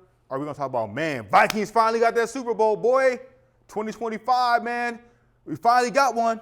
Yep, that's going to be the narrative. That's it. Lawrence Taylor absolutely destroyed their locker room from a culture standpoint, but they let him get away with murder. Yeah, they did. Do we ever talk about that? No. No. Great pass rusher. Feared player, all-timer. Right. All they talk about is their results. The results. They're not talking about Results all matter. the minutia Sure. of it from a historical standpoint. For sure. Go 10 years from now, we're looking back, we're not talking about Aaron Rodgers being a diva. We're talking about how he came in, took us to the next level, Super Bowl. That's all I'm saying. That's if the Super Bowl happens. But, again, hypothetical. If he does, I'm happy with it. I'm not going to sit here and be like, you can't have him on the team. Because, like, what happened when Favre showed up? They went to an NFC championship. That was the closest that they got. If he didn't throw a pick, throwing it behind his body across the field, we would be in the Super Bowl that year. Yep, absolutely. And you beat the Colts. And he had a wide open receiver 10 yards in front of his face, and he could have ran. Could have ran. So if Favre didn't Favre, Exactly. If Favre didn't Favre, the Vikings could be putting up a banner back, was it Super Bowl 45, whatever it was? so Yeah. can I make one last point? Sure, go for it. Yeah. That's what I'm saying. At that time, the Vikings said, dang, we got everything but a dang quarterback. Right. If we brought in Brett Favre to be half of Brett Favre, we got a chance. He came in there and was killing it. That first year, he was on fire. 33 touchdowns, 7 picks, Right. murder in the game. Murder in the game. Beat the Packers twice. Swept them. And those are the two biggest games. They knew we were in a win-now situation. We have a yeah. great roster. Right. We need a quarterback. Let's bring in a vet to So take us over the hump. You're telling me history repeats itself here. And he was a Packer, He was a Packer. coming from the Jets. This is literally the same script. That's all I'm saying. It's the same movie. That's all I'm saying. But does Aaron Rodgers, he doesn't really, he has ticked up a little bit on the interceptions a little bit. Let's be completely honest. Bad situation. Bad situation, but Not still great judgment. offensive system. Still judgment from the quarterback. He's the one that's releasing the ball. They might be still telling him to play, but he's the one that's still physically releasing the ball. I agree. So, I'd say that's a cause for concern. If we were to get Aaron Rodgers, that would be my only cause for concern is, I don't like the interceptions. And I feel like if we could limit that, I would be a little bit more excited about it. Let me ask you one more hypothetical. Sure. Do you think? Jim, feel free to chime in too. 'Cause Yeah, I know for sure. you've been listening No, I to know. this back and forth, which is great. But Yeah. yeah, feel free to chime in. I'm just sitting back on this. I'm letting you guys go all out. I want to hear both sides, but I think if I'm going to chime in a little bit, I think JJ is going to be ready for this year. Now, is it going to be a good thing? Is it going to be the CJ Stroud, or is it going to be or Jay is it gonna be Daniels? Right. or is he going to be Bryce Young? Is he going Bryce to Young. need some time to develop, or Right. does he need is he going to come in and bring us to the playoffs and bring us deep? I just don't think that JJ is True. as good as CJ Stroud or Jaden McDaniels, or this is going to be very, very, very, very, very controversial. Okay. Brock Purdy. Woo! Brock Purdy, Ooh. a situation Mr. though. Irrelevant. Same situation though. Okay. Amazing team. Amazing team. All we need him to do is distribute the ball. Yep. Game manager. But Yeah. he did that in college. Iowa At State. Iowa State. Yep. It was all about Brock Purdy. Yeah, he's not that tall, don't have the strongest arm, but what did he excel at? Throwing the football, being the centerpiece of the offense. That's all I'm saying. I hope I'm wrong about JJ, because again, I'm a 49er fan first. Vikings are number 2. I love the Vikings. I want to see the Vikings be successful. Do not get me wrong. I'm not rooting against them. Absolutely. I just, from a football logic standpoint, like we say about players when you bring him in for free agency. Yeah. If a corner was a man corner on his last team, and you bring him in and play zone, and he's not doing or producing how he did in the last place, he's not doing the same things. That's all I'm saying. I would love to see JJ be successful. I just haven't seen him be a consistent drop back, read the defense, distribute the ball. I'm getting 25, 30, 35 passes a game type of quarterback. Please prove me wrong, JJ. That's all I'm saying. That's all you're saying is please prove me wrong. Prove me wrong that you can be that quarterback Go that through we can. that. Yeah, basically go through the schedule, be able to make those consistent reads throughout the whole schedule. Not just oh, you had a good game here, bad game. Good game here, bad game. And basically flip-flopping. circumstances Right. matter though. If we were a middling team or a bottom third team, it don't matter. Right. Bro, we got everything we need from the Minnesota Vikings to be in the Super Bowl and or win it. Sure. So we have the coaching expectations staff. change everything. Right. The expectations for our team is we have a great team, great coach, great situation. We are in the top 10, top 5 teams in the league. Absolutely. If the quarterback balls and does his job, He's gonna separate them. all things point to we should be in the NFC Championship game Yeah, the Vikings should be in the NFC and Championship or in the Super Bowl. or in the Super So Bowl. if we go Competing backwards for from either. there, Right. I have a problem with going backwards from what we did last year. So let's say last year, I forgot the record, but whatever the record was, 13-4. 13-4, and we got to the second round of playoffs. Am I mistaken, or was that wild card? Wild card. Okay, so we lost in the wild card to It Detroit. also, it felt like a second round because we had multiple playoff games. Yeah. For the division, we lost that. Right. And then it was the wild card. So if we go backwards from a record standpoint, Sure. and or we don't make the playoffs, Sure. this is a problem. It is. And it's not okay. that's my thing. Is like as a team and as a franchise, we can't be like we have this great team, one of the top 3, 4, 5 rosters in the league, great coach, top 5 coach in the league, great top 5, top 3 GM in the league, Absolutely. and we're cool with missing the playoffs because we got a rookie. Huh? That can't be the case. What? That can't be the case. That can't be the case. So I'm going to pivot here. They make the playoffs, but let's say we get to the divisional round. We make it a round further. What's the record? Let's say we're 11 and what would be 11 and 7?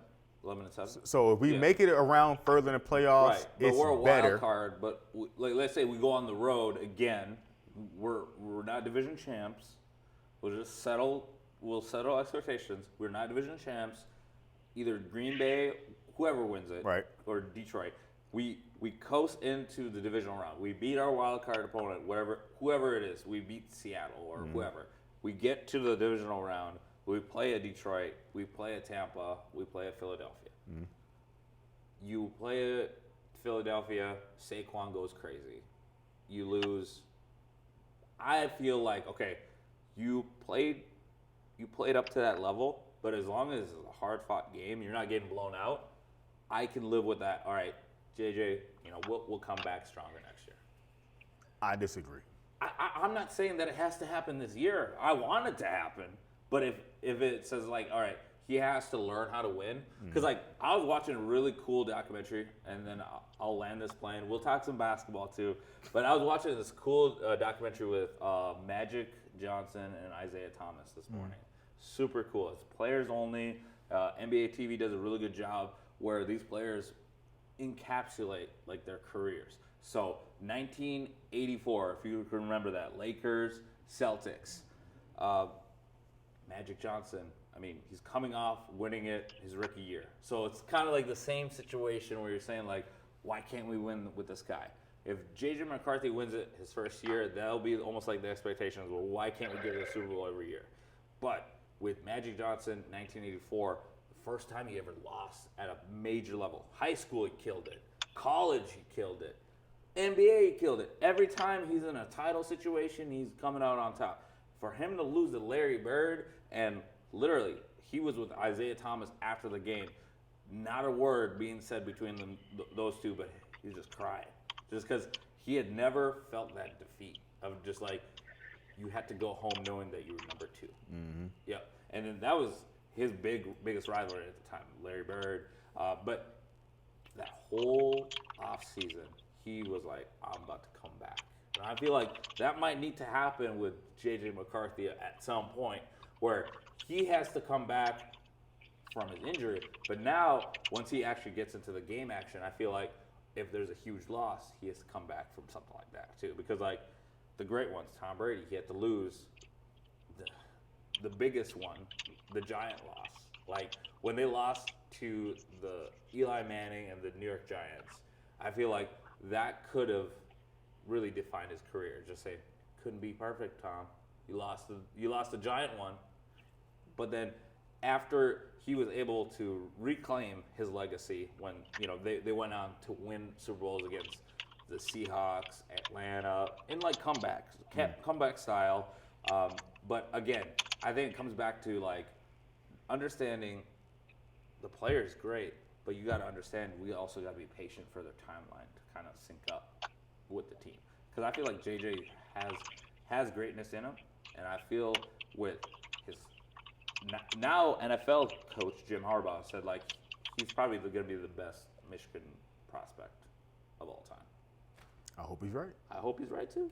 But let's talk basketball. I know I did bring up that, but like definitely check it out. Isaiah Thomas and Magic Johnson, great conversation, and they talk about how Isaiah Thomas lost to the Bulls like his last hurrah in '91 because of his wrist. And then he said back then, if you were injured, they were gonna come attack you, and that's what Michael Jordan and Scottie Pippen were doing. They were slapping at his wrist because they knew that was the only way that they were going to get to the NBA Finals is through Isaiah. But great documentary. It just really helps you understand the mindset of a champion. Yeah. But speaking of champions, who's going to win the NBA Finals. I mean, we got a couple Game 7s coming up. We got Golden State got forced to a Game 7. They lost last night. I'm sorry. Game 7 for the Denver Nuggets and the LA Clippers. And then also Game 7 for Colorado's going to be busy. Colorado fans are going to be busy. Another Game 7 for Colorado for hockey. Avalanche and Dallas Stars. Jim, maybe you might be able to talk about a little bit of the NHL action. I know Winnipeg Jets and St. Louis Blues, they're going to a Game 7. But yeah, let's focus in on the Timberwolves. Timberwolves, LA Lakers. Your thoughts on the series before we get into anything past that? Timberwolves definitely earned it. They brought it on the court, and I think that JJ Redick had some major coaching blunders. Number one, not playing Jackson Hayes, which I just don't understand the logic. His excuse or his reasoning was they wanted to put the most amount of potential scorers on the court. Gotcha. However, when you're leaving no rim protection, you're asking the Timberwolves to continue to drive the ball into the paint and get layup, which they did. Continue to drive into the paint and get fouled, get free throws, which they did. Now you're absolutely giving away the rebounding advantage. You already got Rudy out there, but then you got Naz Reid and everybody else. So there was Julius Randle. Yeah, absolute landslide in rebounding. So you banked your ability to outscore the Wolves and not have any chance to rebound, not have any chance to defend the Wolves, and just gave them the 100% advantage. I think Chris Finch did a hell of a job with taking advantage of that. He kept telling Rudy, be big, roll to the basket, be 7'3" with that wingspan and get every rebound, dunk it as many times as you can, get some lobs, and they did exactly that. So I feel like the Lakers got outcoached. JJ was too arrogant, refused to adjust to what was happening. Yeah. What was happening?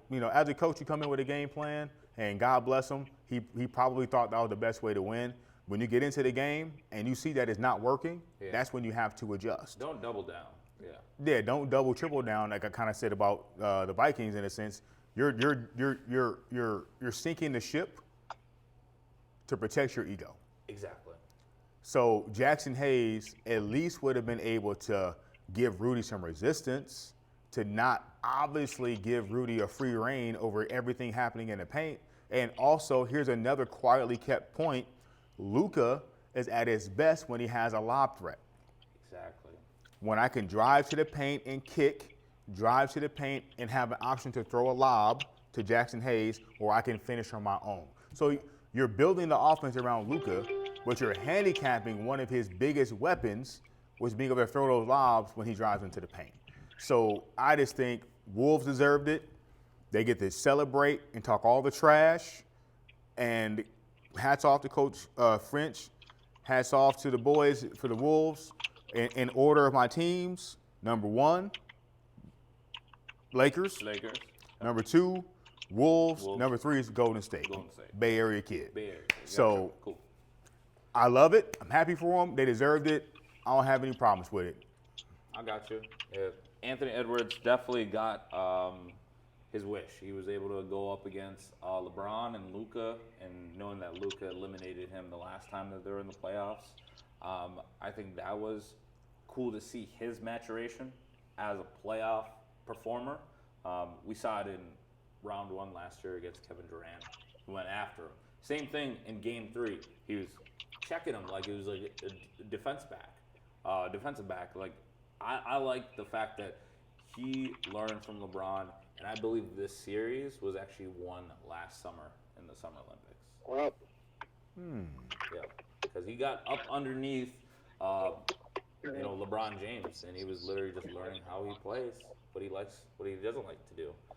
Same thing with Curry. He was spending a lot of time with Curry and Durant, and I feel like this was from Paris 2024 to present day 2025. We sit here May 3rd. I think Anthony Edwards has been preparing himself for the playoffs. And one thing I would definitely we'll add that video to the Anthony Edwards year 5, he does a really good job of just kind of giving you that behind the scenes and saying like, hey, when we played Dallas in the Western Conference Finals, I was in shoot around after Game 7. We beat Denver. Rah, rah, we're so happy we made it past the second round. And we beat the team that just won the title, so we're feeling good about ourselves. He said, like, after the first jumper that he put out in the shoot around, he said, this is going to be ugly. Like, my legs are done. He said that he was shot at that point. So that gets me excited. He's only 22, 23. Like, him realizing, like, his capabilities, but being able to continue to push that. And I feel like Minnesota has been blessed to have Anthony Edwards because we could have went with LaMelo Ball because, like, a lot of people were saying, you got to take Ball. He's a surefire pick, right. But we went with Anthony Edwards. People were saying he wants to play football. Like, he's not even really committed to basketball. That was, like, the big thing that was kind of buzzing at the time. So I'm glad that we took Anthony Edwards. He's a great persona, and he's basically a must-watch TV during the playoffs. You gotta watch. Jim and I, we got to watch Game 5. I know you watched Game 5. What the hell was going on when they put Max Kleber in the game? Another huge blunder. A huge blunder. So Kleber hasn't played, as we all know. If you haven't followed it, you've been under a rock. Yeah, exactly. He hasn't played since January. So you already disrespected your bench by playing the same 5 the whole second half of the previous game, which was a huge blunder. You got an older player and a fat, out-of-shape player in Luka. I love Luka, but we're being real. That's being real. You're not in great shape physically, and you got a 40-year-old player. You're running them completely out of gas in the second half, expecting them to have that juice for the last 2 minutes. Bad. And then you disrespect your bench that way, too, by saying, I don't trust any of you guys to come in the game and do nothing. So then you come back the following game, and you need to put in some size for 3 minutes left or whatever it was, 4 minutes left in the game. You adjust with 4 minutes left, and the game's pretty much decided because Minnesota was kicking our ass. And then you put in somebody who haven't played since January. In a tight game. And a must-win. Must win. All the chips are in the middle of the table game. Just a few. JJ is going to be a great coach. He's super smart. He has the right personality. I would rather you be a tough coach than be a soft coach. Yeah. I love everything that he does from a schematic standpoint. The ego. The ego's got to go. It felt like I feel like he was trying to prove a point to his bench. I don't trust you, Jackson, so much. He told the press before the game that Jackson Hayes is not going to play the whole game. Before we get into the game, I'm not going to play this player. Right. What? You already made your mind up. You're not going to play somebody no matter what happens in the game? As a football coach, if I go in with a scheme or a game plan, where I feel like we're going to be able to run the ball over somebody and we can't do that, okay, we got to throw the ball. I'm just going to say, no, we're not going to throw it because I already made my mind up we're going to run it. Exactly. That's coaching malpractice. Absolutely. So for him to do that and then look past Jackson Hayes, who's been playing the whole time, to Kleber, it's just. You throw your hands up at that point. At that point, I was just like, bro, what is this? What's going on? In an elimination game where you got to have it. Otherwise, it's vacation time. So the point that somebody said, I forget where, I'll try to give credit to sources, but they said that because Kleber can shoot. Kleber can shoot. Right? So he's another offensive threat to add shooting to the field. Okay. So you're still saying offense. We're not going to even try to play defense or rebound. Exactly. Yep. So he's a 7-foot, 300-pound shooter. Got it. Right. How that worked out for us in 5 games? Not well at all. I mean, the Wolves were awful from 3-point. I was getting ready to say that. They were historically bad.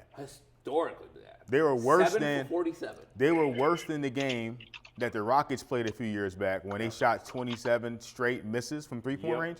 They had 24. And then the Wolves shot 27. Until Mike Conley hit the corner 3. They had missed 27 straight threes, and they still had a chance to win the game. Talking about the Lakers. The Lakers still were in striking distance of winning the game when the Wolves missed 27 straight 3-pointers. It was 18, but still, it felt like 27. Okay. Yeah, it still felt like what are we doing? Are we gonna just throw this game? This is like I felt like, all right, the NBA just manufacturing in Game 6 here. Like, what's going on? Like, because we kept on, I mean, like, as a Timberwolves fan, just seeing all those threes just get clanked, and they were wide open. It's a make or miss league. Yeah, it's a make or miss league, and you just were. I was just pleading with Anthony Edwards, like, once you Drive get the ball. back in the game, just drive the ball. Because they ain't had no rim protector. Yeah, just drive the ball. LeBron is the rim protector. Right, LeBron. Boo! Boom on him. Like, I seriously. Or get fouled, get free throws. Get fouled or get free throws. Like, the Timberwolves are just making it more difficult than it needed to be. Okay, absolutely. But like now, the Timberwolves have to look forward to a lot of different things. And now that they took care of the Lakers and Anthony Edwards did his lap around Staples Center, Crypto.com, whatever you want to call it, the Forum, Staples Center. I give it respect and call it Staples Center. Same. Yeah. As a Laker fan, it's still Staples. Yeah, I'm a Lakers fan. That's my second team. I got to root with Timberwolves. I get it. You get it. Minnesota kid. Yeah. But realizing what Anthony Edwards did and the LA locals walking around, he's like, "Well, why y'all messing with me? I sent y'all ass home." Like, he said, "Lakers at 5," and he took that to heart. And I like that because now I almost want to see Golden State, because I feel like with Houston, I think they might take them lighter than Golden State. My 2 points will be really quick. I know we're running out of time. We're running out of time, yeah. When you win, you get to talk trash. You do. That's it. So if we don't like Anthony Edwards taking a victory lap around Staples and talking trash, we should have beat him. Period. Because he wouldn't be doing that if they lost. Number 2, the better matchup for Minnesota, I think, is the Warriors. I think they'll probably wipe the Warriors, because you see what the Warriors doing right now against Houston. Mm-hmm. They are melting down. They're melting down. They about to lose in Game 7. And that's my second team, and I'm feeling some kind of way about it. That's in Houston. I'm hoping the Golden State pulls it out. Houston, we don't. The best matchup would be us against Minnesota against the Warriors. Yes. The worst matchup, I think, even if you include like Denver and other teams in the West, is Houston. They're big, they're athletic, they're tough, they can score. Right. Like, that's the team that Minnesota probably wouldn't want to play. They don't match up well with Ime Udoka. Like, I know he's coming over from Boston now that he's getting a little bit more traction his first time around in the playoffs with this Houston club. I think experience could show out, but again, I feel like Anthony Edwards can take it to that next level. But again, I don't want to overlook any opponent, and I feel like Houston they would give less respect to compared to Golden State. Yeah, that's why I feel like Golden State has Curry so, and Jimmy Butler and Draymond. Sure. So that's a name thing. And Draymond likes to talk, and then we'll talk back. So like I think that could be a mental, psychological thing. Mm-hmm. But again, you still got Dillon Brooks with Houston, right? And he did beat them with Memphis a few years back. So maybe that could be an edge too for Anthony Edwards. I mean, like and then also Fred VanVleet is dangerous. Yeah. Yeah. So I think the better matchup for Minnesota, speaking as a Minnesota fan, would be the Warriors. And I don't even know if it'd be that close, honestly. It'd be like another Lakers, maybe in 5, maybe 6 if Curry goes crazy in a couple games. Sure. I think they would stomp on the Warriors pretty bad. Okay. The team that they don't want to mess with is Houston. They're almost a carbon copy of each other.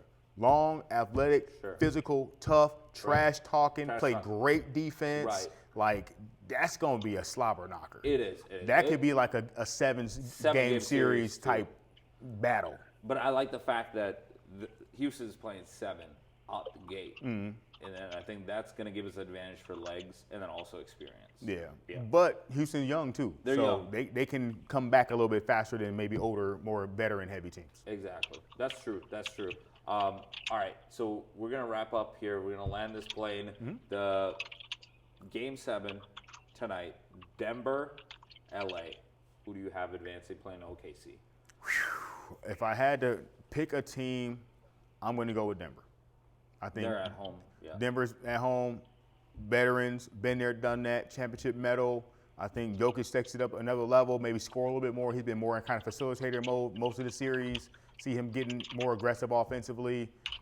They got James Harden for the Clippers. They're counting on him to be big in a Game 7. Oh, Game 7. We know what James does in the playoffs. So with all that being said, Right. I would go with Denver. Go Denver. I would agree with that. I'd probably go Denver as well, just because of what Jokic can do. Jamal Murray. You know, I haven't seen too much from Michael Porter. I mean, like, he needs to step up. This is one of them games, though. It's one of those games hey, that big he dog, can step up. you Yeah, just big stay in that dog. corner, knock them threes down. You know, hey, earn your keep. Earn your keep. You know, can't just be any geek with this steal. You gotta be handy with the steal. Come on now. Shout out to all the Warren G fans. But honestly, it comes back to OKC now, either Denver or LA. That's going to be a great matchup to the Western Conference Finals and to the NBA Finals. Shout out to the New York Knicks and Karl Anthony Towns surviving Detroit. And you know, Detroit couldn't get a shot off after that cold cross that Jalen Brunson put on, that ghost screen. And we'll just wrap this up here. NHL, Jim, let's get your kind of wrap up here. What you're expecting to see the next week here in the NHL playoffs. I mean, tonight's game between Dallas and Colorado is going to be amazing. This game should have been the finals of the Western Conference. It's stupid that the way the playoffs is. Minnesota, they had a chance to bring it to 7, but Vegas was just too good and overpowered them. And my goodness, the Winnipeg, they just cannot win on the road. Hellebuyck, he needs to step up for Game 7. Hella bad with their goalie. Yep. Hellebuyck is his name. Hellebuyck, yeah. He needs to step up for Game 7. But other than that, it's been a fun playoffs to watch. Absolutely. Okay. Any I guess anything else that you would say on I know Capitals, they're the number 1 seed. Do you expect them to continue to get closer to the cup, especially with Ovechkin just breaking the record, breaking the Great One's record? Do you feel like he could potentially retire? Again, we can start this conversation for the podcast. I know you talk about LeBron and Ovechkin comparison. We could talk about that. We could save that for another time. But do you believe if they get to a Stanley Cup, he will retire? No, he has more years to go. And for them to get the cup, their goaltending needs to be better. They also played the worst team in the East who got in. I mean, all teams are good, but Montreal wasn't the best team. They're young. They don't have playoff experience. But who knows? They're playing against a really tough Carolina team, so that series should go 7. Okay. Absolutely. So a lot of things to keep tabs on. Baseball just wrapped up first month of activity. My Chicago Cubs, 20 wins, beat the living crap out of the Milwaukee Brewers yesterday at 10-0. So yeah, we got a lot of things to get excited. Boston Red Sox, how are the Boston Red Sox doing? Let's talk about your team. They're doing good. They beat the Twins last night, which is good. You're gonna make they're a lot of second people place upset. behind the Yankees. Oh, So, thank you. but that's your team. They beat the Twins. What was the score? I believe it was 4-2. Okay, well done by the Red Sox. Okay, cool. But that's the sports scene that we have here in the 94 podcast. Definitely enjoyed having you in studio, Coach. And Jim, one day we'll get you in studio as well. But I know you're in studio in Green Bay holding it down for us. So we do appreciate you joining us today, this afternoon. And the Kentucky Derby, are you guys going to be watching? Oh, no. No. Probably not. No. I'll probably be Okay. sick at But work. I found that there was a cool name. It's called journalism. One of the horses' names is called journalism. So I'm rooting for journalism. For your country fans, I think it's called Rendering Judgment is the horse for the late Toby Keith. So his wife owns that horse. So yeah, just a couple of notes here for the Kentucky. Shout out journalism. Shout out journalism, though. That's my horse that I'm picking. All right. Well, here in the 94 podcast, we do appreciate you guys. Make sure to like and subscribe. You can also get this hoodie that I'm wearing on the web store. I'm going to share that with you too, Coach. So appreciate the support. Make sure all the Hopkins Royals are wearing this at all the games. And obviously, we can get some Hopkins gear as well. We'll talk with the actual team store to collaborate on that. But yeah, until the next time here in the 94 podcast, we do appreciate you guys listening and watching, and like and subscribe. We'll see you at the TOP, and we're out.